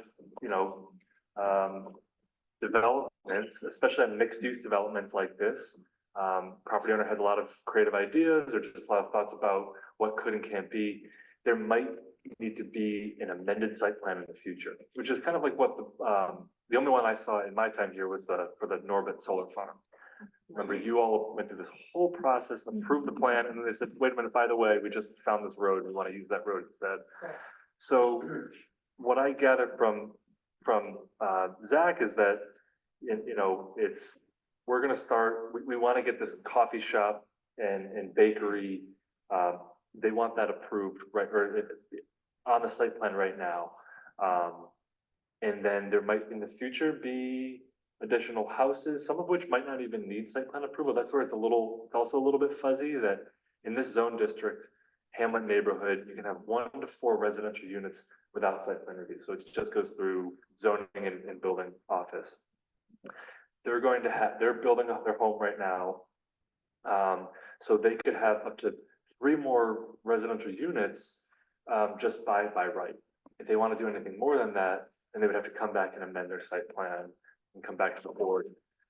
So on one hand, it's in the applicant's best interest to just put everything forward and say, this is what we're going to do, because then the level of review is pretty high. Because if they only show one thing now, and the board reviews that, and then they want to come back later and amend it, I don't know, you can probably think of some scenarios where it just gets a little bit tricky and dicey to amend a plan after the fact. Completely different board, maybe also, I hope, yeah. Same, how many years? Right, so it's always in the applicant's best interest to just really have forethought and say, this is what I want to do, whether it's now or in 10 years is what I want to do, but it's really tricky to do. So it's kind of a, buyer beware, I think at this point, and I think ultimately, and this is sketch plan, I think for you, Zach, is to figure out, what is the planning board approving at this stage? Is it just a coffee shop and bakery? Is it that and a few extra residences that trigger site plan review? Is it another building that's more of a commercial use? So then the planning board can say, okay, this is what we're reviewing now. But nothing to figure that out tonight, but it's just a part of the process. I mean, In the area of where Greg Nelson's cat is the coffee shop. At the very bottom by the town audit pilot, the Honeywell letters, there will be the possibility of an Airbnb. We had previously considered, so the storm front moving over this area. This is going to be an Airbnb. We had previously considered doing a couple of homes, but that, and I also really don't want to overpopulate this property. It's really wide open. You see so much of it from the land. We want to take, it hasn't been, we were talking with Jonathan, And this property has not been touched in 40+ years. And it has a lot of scrub and, what is the word I'm looking for? Invasive, species, a lot of, honeysuckle, a lot of, I can't even remember all the things. Multiflora rose. Parsnip. All of it, yes, yeah. The stuff that got on his, that got on his arm and burned when it was in the sun. Dog parsley, I can't remember. So we have to fix that, but I also I know the density is important, and so this will exist, and this will exist, and that, and the shop, but That's just like a work. that's just a work. He's a woodworker and a carpenter, and a contractor, and your facilities manager. But yeah, I mean, we want to fix the pond because there are tires and there needs to be some cleaning. There might be a building partially buried down there. Yeah, we're not It's, sure. like, very lumpy and still. Yeah. We're a little bit nervous about opening some of those holes. Yeah. But I mean, this would be a beautiful spot to have a bench or, we just want a lot of trees. We want a lot of carefully thought out, and sensitive, plantings. And we want it to be something that, is beautiful. And when people drive, because this is the second to last property, in the hamlet, we want it to be something you see from the road and you feel excited about. And so we don't want to overplant or, overbuild. And so that's why we've diminished the other houses, because it felt like it was just too much. And I've been looking at properties that have been neglected around the area to potentially try and build multi-family housing on to some extent. The fact that we get to do this, we feel very lucky. I don't think we ever thought we'd own a home, let alone be able to build what we want to do and like have a community space. But the fact that I build everything, it'd be nice to be able to like provide the housing that's below market because it's really expensive to be alive. So yeah, that was part of our original thing when we went to the DCA, because it was originally a 20-foot setback on houses. Our house is like 250 feet from the road, but it's on a pad that was the Kubota dealership and tractor repair place. So it doesn't affect, any impervious coverage beyond that. It's a lot easier to work on. Yeah. Anything else? Next is some logistical questions. So the black line is a driveway. Yes. And so turnaround would kind of happen where people park in the spots and just kind of back out. If there's enough space to turn around. There will be, absolutely. But seeing the parking layout would be really helpful, and the width of driveway. Literally, it's just gonna be here, this will go back, but that's just to start with the parking. But the actual full parking, once this is in existence, is that what you're? Yeah, might as well see it. Okay, then we'll work that in, and hopefully between now and the next time. And if you want to, also, if you mark the vegetation. Yeah. You might as well, you don't have to tell us what species, but where it'll be, just show the buffer. Yeah, sure. Landscaping kind of set up. Yeah. Also, we're zone 6 now, so Jerry. Oh, should I be happy about that? Right on. It- Zone 6 now, What- 5B, so. And one thing I should have just sort of previewed this case, so I was still thinking about the last one, is in this zone district, restaurant, which is what this is, classified as, it's only allowed on corner lots. Yeah, why? I keep thinking. You don't ask me. So So- yeah, so the Hamlet neighborhood, it doesn't allow restaurant anywhere except on corner lots. Except even better, but if we just call it the buffer. It's any place that, Yeah. And that was written into Leslie, the are back. you responsible? What were you? What's happening? Scott, have your mic on. Oh, okay. This is. So Hamlet Neighborhood Zone District, so principal uses permitted only by site plan and only allowed on corner lots. Restaurants, bars, and other places for serving food and beverages. Yeah, and then a few other retail, so. But that's just what it is. So absent that being changed, they need to essentially build a road. Could they get a variance? Couldn't you just get a variance for that? And I wanted to ask you. I mean, it's not did you that. get a variance Not for? that easy. And one of the conditions of getting that variance was, the coffee shop and, the possibility of, future dwellings. Is the, That what did the encouraged house the need a variance for? Because it wasn't 20 feet. If you're within. The required, yeah, That was something we The road, suggested. this house right here, yeah, those, that's, that's like 20 feet from the road? No, it's the other way around. Yeah. It was supposed to be Oh, 20 yeah. feet. It's 250. Mine is supposed to be 20.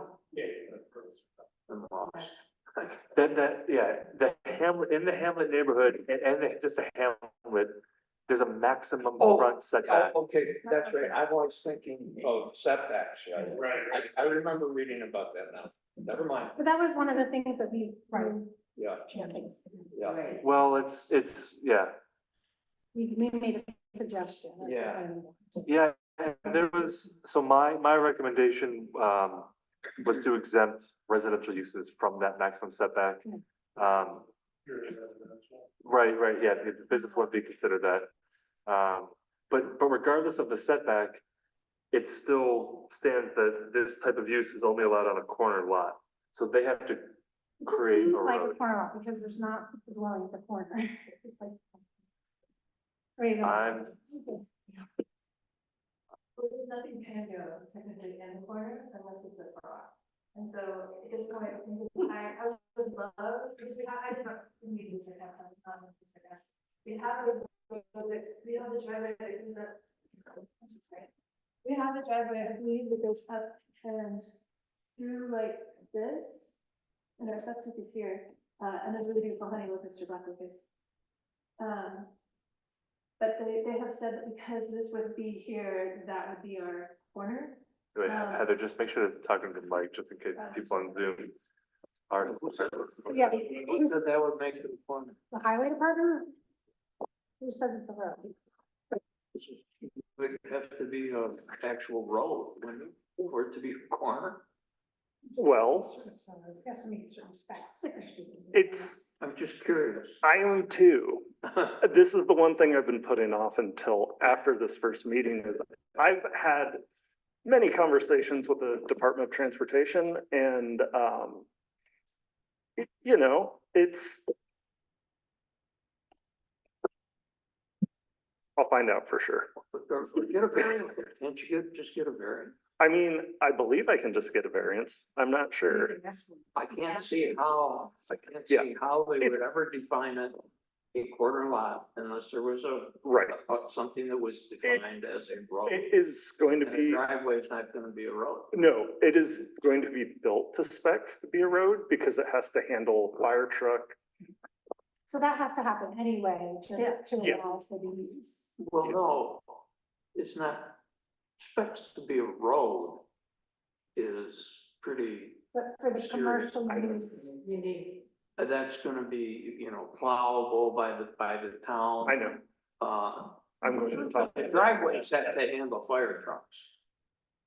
Yeah, but this has to handle, Well, I'll leave it to you. yeah, I won't give no, you no, time it- about it, but do we need to weigh in on this to figure this out? no, If we could get a variance and we didn't have to spend the many thousands that we'll take to build that road, I would love it and we'd be happy to do that. we still need to be able to have two-way traffic there. And once, it's part of the reason we cut down on the houses is to have access for parking at the homes.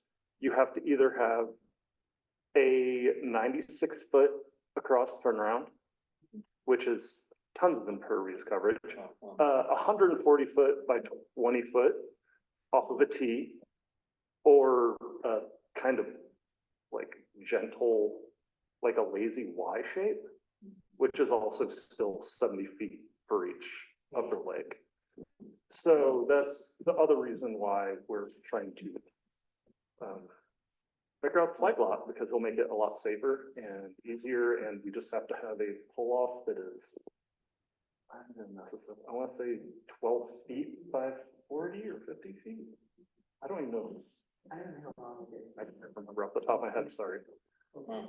But yeah, it's, I mean, it needs to be built to, 11. It will actually be a town road declared as what part of the road network? Or it could be a private road. Privately owned, yeah, But that makes it a corner, private road would make it a corner. yeah. Yeah. Okay. And so just, on the variance topic, I don't see how it could be an area variance is for dimensional, Like the setback. right? Yeah, it's for things that can be measured. It almost looks like a use variance, which is, those are really hard to get because you have to prove that there's some sort of hardship outside of financial impact. So I don't know about going down the variance route, or it's lobbying to the town board about, Change the law. changing that around, but, that's not, that might not be in the timeline.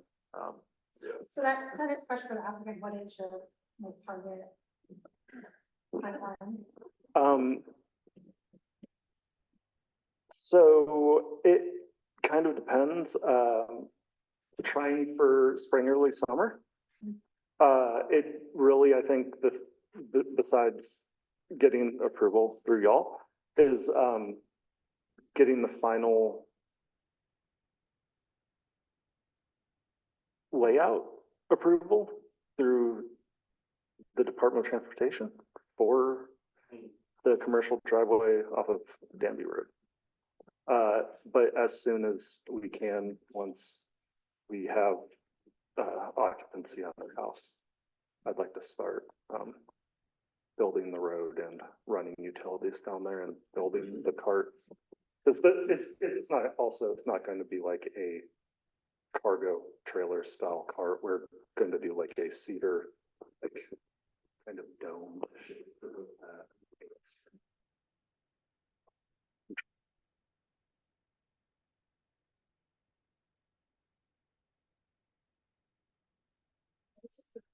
that. Oh, because any land development activity requires a SWIP. Well,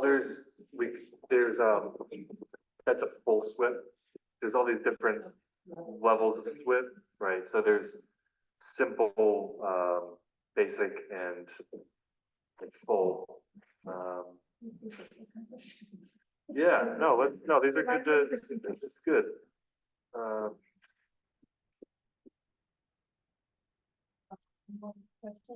Just for the trailer? Like if they were gonna proceed Yeah. just with the trailer, what are the restrictions around that? Would it have to be on the corner lot to have the trailer? Good question. So they at the very least need health department approval. They would need an operating permit from the code enforcement officer. I would say that, I mean, we had this discussion the other day about food trucks because there's another property owner in the hamlet that wants to have a food truck on the lot. And the question was, well, do they need to go through a full site plan review if it's a restaurant, use? Because I said, I think food trailer should be allowed where there's a restaurant use allowed. So then the question is, well, does it need to go through full site plan review? And I would look at it as, if it's not a permanent structure, it doesn't need to. It's really just a temporary, it's an operating permit to the code enforcement officer. There's inspections that are required for the health department. So to answer your question, would that need to be on a corner lot? If you were like a temporary structure, you'd have what, like 120-day maximum or something, I think it is, right? There's nothing in our law about that. Well, just in terms of like building code, like I think temporary structures under building code, there's like a max number of days and then you have to have like your certain fire uses. So I think if you felt like kind of followed that logic. Like when people live in like trailer house. Or like if you put up a giant tent for graduation Yeah, or like other kind of things of that means. There's like a whole, I know there is a chapter in building code about temporary structures, so it might be worth looking at just to see Sure. Yeah, we how can- that could help guide. But you're talking about doing something that's more permanent, right? Not with the trailer. The trailers, you're building it. It will be mobile. on wheels. Oh, yes. Yeah. Okay. As long as it moves spots, right, doesn't that mean? Well, it's temporary somewhere else, right? Over, is that, I mean. Move and. Well, I can check in about the time from the building code and,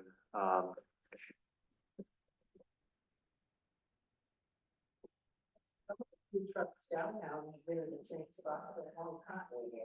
I don't know. so as far as the site plan, I mean, since, I wonder if we could just mark like where the septic is too, just mark everything that. We're gonna do the well. the Yeah, let's septic, just see. Would you want things like, where the pool is? which is past that thing. Just Would you like things like, where the electric pole to and, any infrastructure or just the well and the septic? Does it matter? I feel like it does mark your nice easement, so. Yeah, so I mean, a site plan should show, and I could provide a list of all the things that it should show, but yeah, the easements, any improvements on the site, any proposed improvements, landscaping, parking layout. I think we have the big ticket items, yeah. It's Yeah. confusing, the connection between the parking and the driveway. If you could delineate the paved area or the gravel area, whatever that's gonna be. And I just want to go back to the stormwater, just because I was getting to that, and then another question was asked. So there's these 3 levels of SWIPs, Stormwater Pollution Prevention Plan.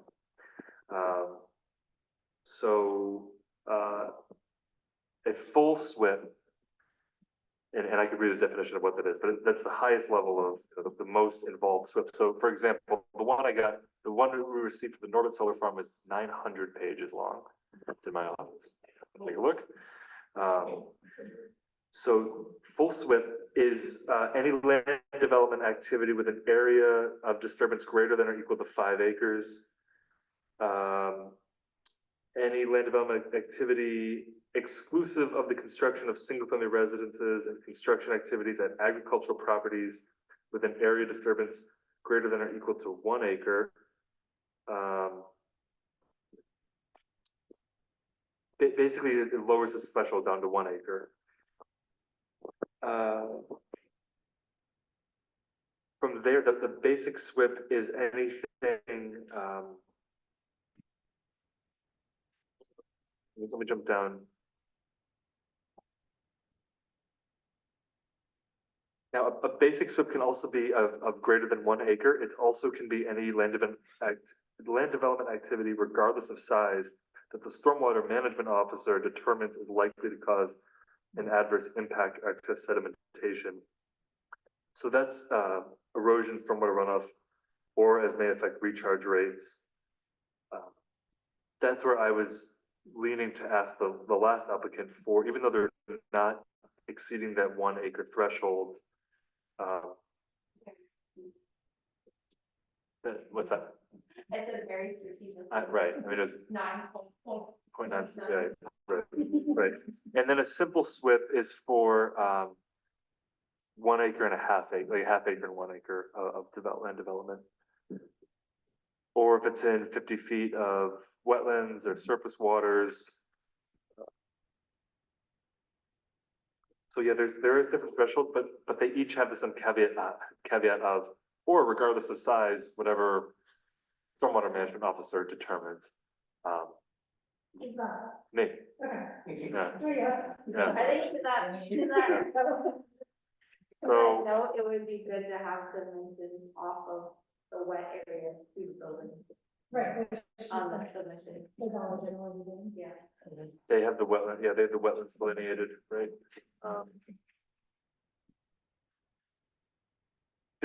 This site is, if you go by it, it's not steeply sloping like the last site. I mean, not to necessarily compare the two, but it's a fairly gentle slope, down to the road where the wetlands are. So, you know, I mean, I think it doesn't, I don't think it's gonna require as strict of stormwater pollution prevention as the previous proposal of 15% slopes and aquifer, I mean, all of that. So I'm comfortable with just requiring more of a along the lines of a simple SWIP for land development activity that's under an acre.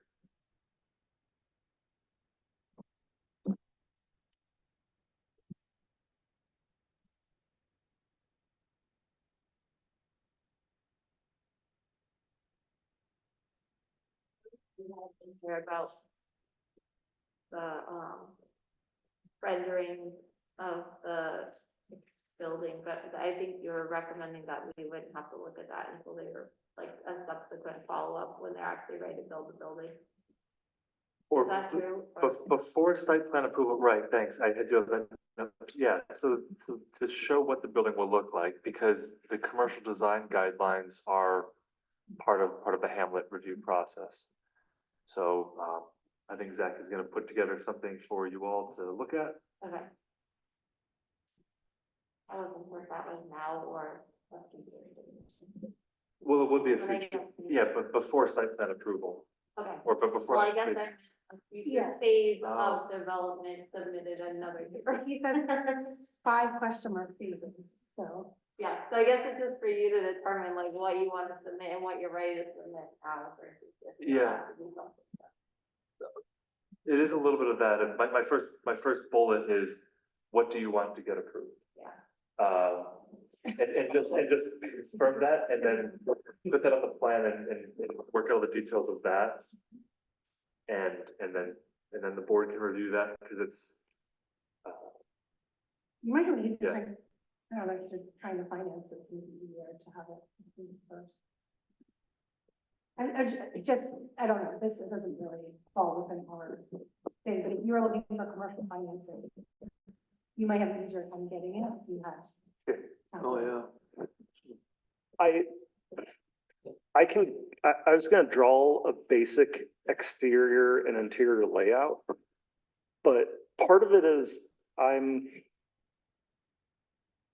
concerned how not only the acoustics of the building, if we ever have shows in it, but also sound suppression.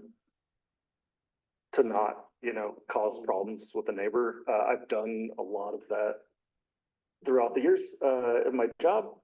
But it's, the final layout between, it's gonna basically break down to 3 rooms. It'll have a front area that will be dedicated coffee shop, lots of light. We're trying to do the best descriptor without having a picture is kind of mid-century modern, but also like Norwegian stave church. So it's gonna be using like local larch, but it's probably gonna be blackened. The whole front is gonna be windows as much as we can. We'd love to do floor to ceiling, have an overhang, so there's a front porch overlooking the wetlands and into the state forest. Windows on the either sides of the front to some extent. Also, it'll probably have another 1,000 square foot room behind that will be overflow for the coffee shop. That could be meeting room. People come in teaching classes. It's gonna be multi-use, and if a restaurant ever exists in some shape or form and someone's insane enough to run it, it'd be a great space for that. And behind that will be the bakery and kitchen, which will be at least 1,000 square feet.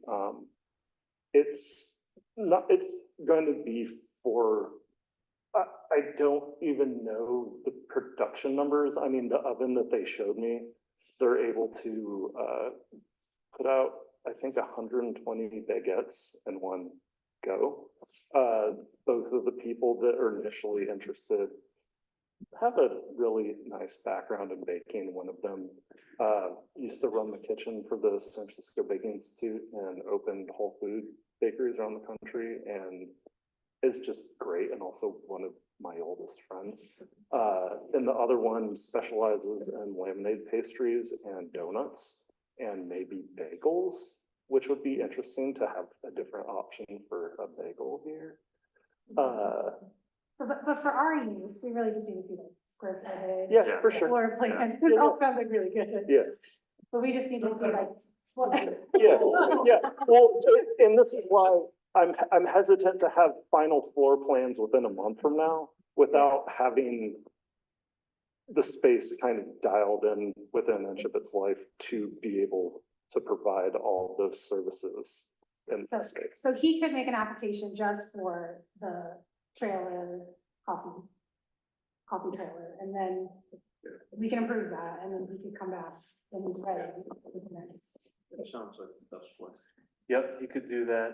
And so what I have down is I'm also showing the parking layout, landscaping.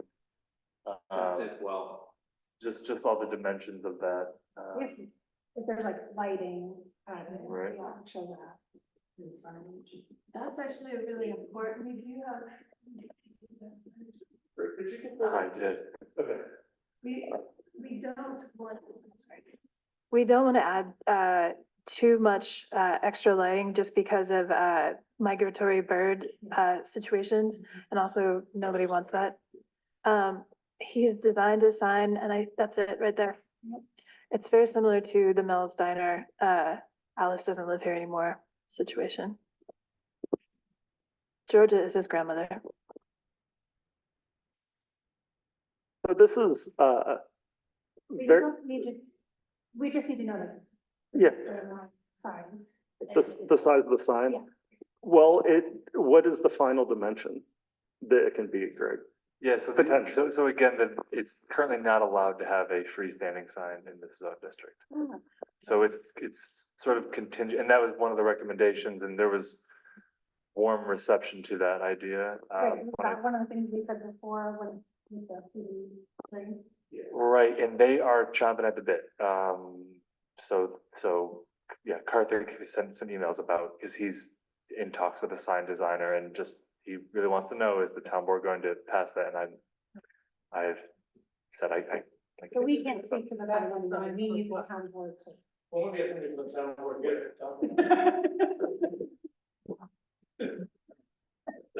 The sign you're saying you're in the process of.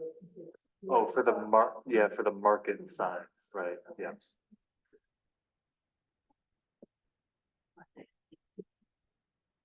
So do we do everything we can do? Yes, yeah, Feels like- yeah. There's still seeker to go through. So again, I had listed this as unlisted because of Danby's local law, but if we just read seeker in its form on the state website, this would be exempt from further review. Because of the commercial or a non-residential structure under 4,000 square feet.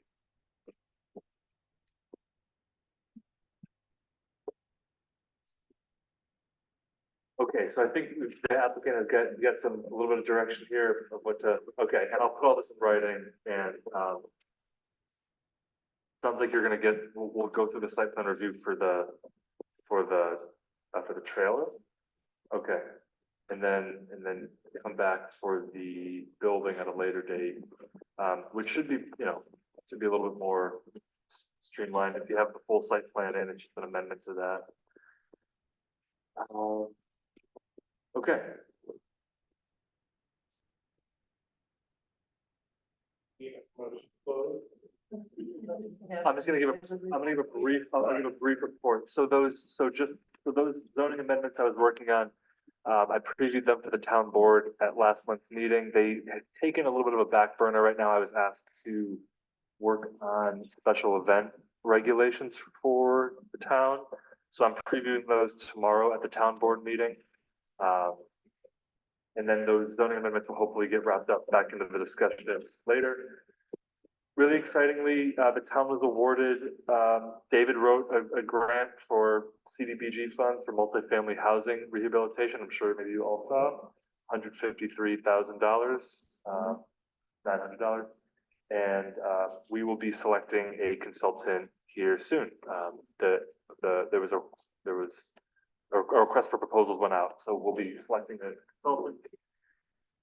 That's about it for right now. Always, happy to always chat. I appreciate some of you called me and just chatted, so it's nice to hear from you all. That's that. Yes. Good. Okay. But can I, can you stay for just a second? This is a quick thing.